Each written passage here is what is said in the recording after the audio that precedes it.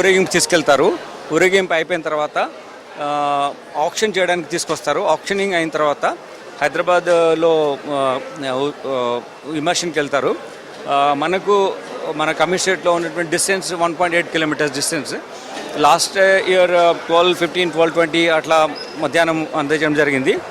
ఇప్పుడు అంతకన్నా ముందే అందజేయ విధంగా ఏర్పాటు చేయడం జరిగింది. She teams, SOT teams, CAR, law and order, traffic అందరు అధికారులు డ్యూటీలో ఉన్నారు. ఇప్పుడు ఈ ఆక్షన్ చేసే దగ్గర ఎక్కువ జనాలు రాకుండా ఉండి బ్యారికేడింగ్ ప్రాపర్గా చేసి సిస్టమేటిక్గా రన్ చేసాం.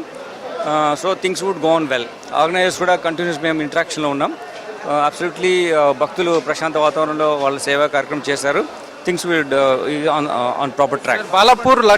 బాలాపూర్ వినాయకుడు అంటేనే లడ్డు ఫేమస్. సో అక్కడికి ఇక్కడ లోకల్ వాళ్ళే కాకుండా సిటీ నుంచి కూడా ఆక్షన్ చూడడానికి వస్తారు. సో అక్కడ ఎంతమంది బందోబస్తు ఉంటుంది సార్, ఎలా ఉంది అక్కడ? ఎందుకంటే ఇక్కడ ప్లేస్ చాలా నారోగా ఉంది. అంటే ఇది ఒక ట్రెడిషనల్గా ఎప్పుడు అవుతున్నదే, దాని ప్రకారం ప్రిపరేషన్స్ ఎప్పుడు ఉంటాయి.